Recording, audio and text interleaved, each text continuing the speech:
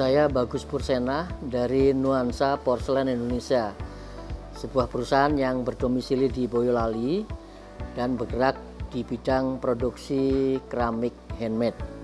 Produksi kami selama ini sudah dipasarkan di seluruh Indonesia dan bahkan di beberapa tempat di mancanegara.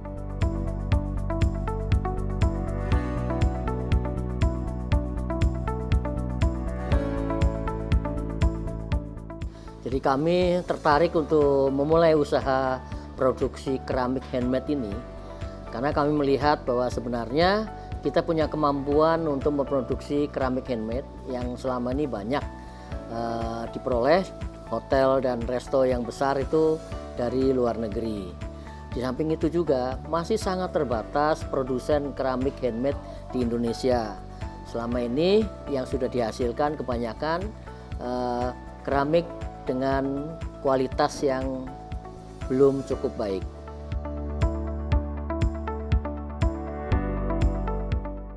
Ya, jadi Nuansa Porselen Indonesia itu berdiri di bulan Januari tahun 2013.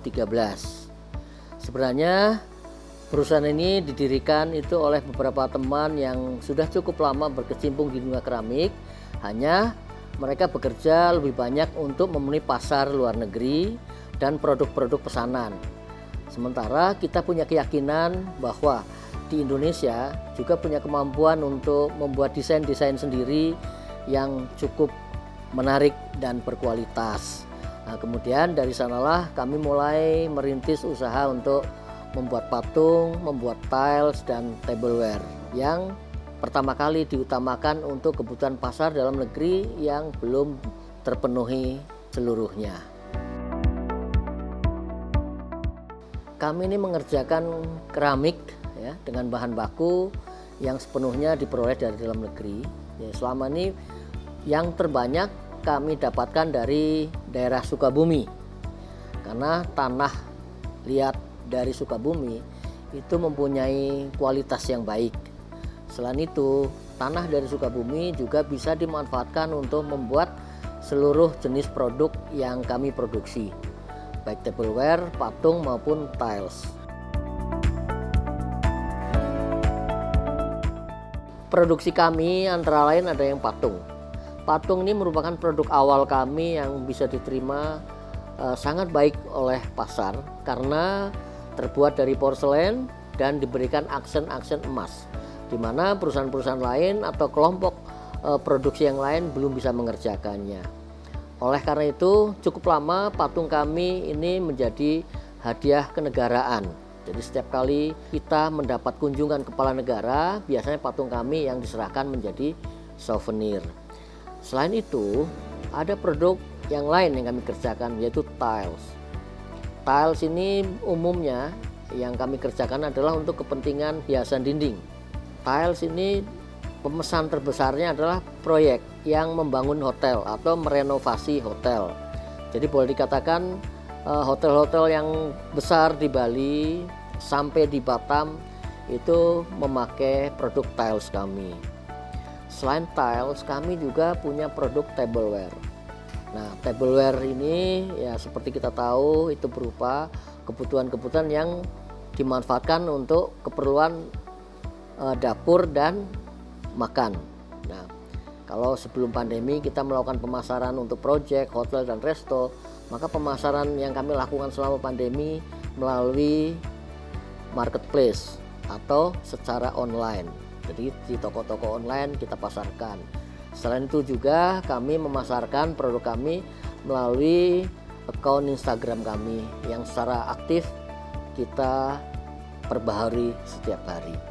Pembuatan keramik sebenarnya kalau secara proses tahapannya itu sederhana. Bisa dibagi menjadi 3 ya. Yang pertama adalah pembentukan. Jadi produk-produk yang akan kita produksi dibentuk dari tanah liat yang kita pilih ya, sesuai desain yang diinginkan. Tahap kedua adalah pewarnaan.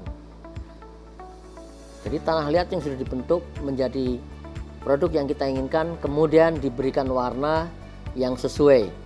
Kemudian tahap terakhir adalah pembakaran. Nah, Saya katakan tahap terakhir karena memang setelah melalui proses pembakaran nanti akan jadi produk keramik yang kita inginkan sesuai bentuk, ukuran, dan warnanya.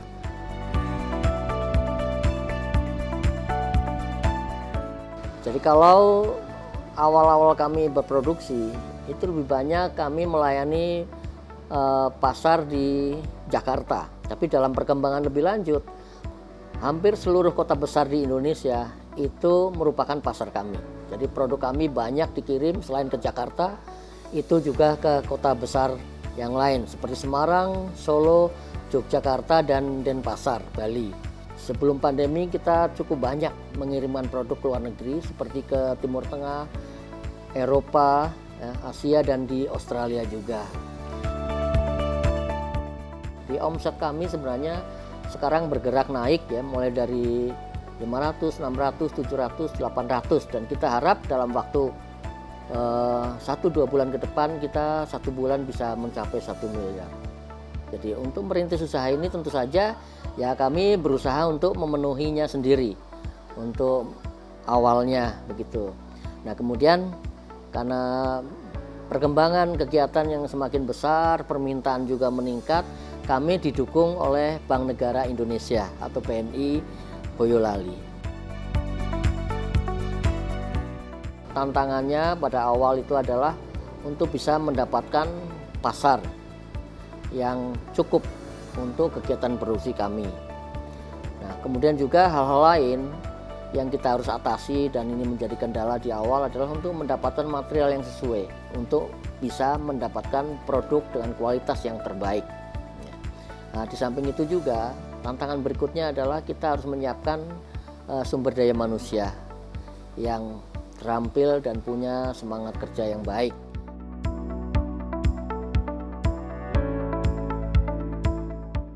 Kita berharap ke depan kita bisa menjadi perusahaan yang memimpin untuk kebutuhan dan pemenuhannya produk-produk handmade. Karena kami juga kan terus mengembangkan diri. Jadi kita melihat bahwa tantangan lain dalam kegiatan usaha kita adalah bisa mendapatkan produk yang terbaik dengan harga yang menarik. Jadi kalau selama ini dengan produk-produk handmade kita ini masih terbatas pada konsumen yang memang dia mengharapkan produk premium. Ke depan kita berharap produk kita akan lebih bisa dinikmati oleh lebih banyak orang.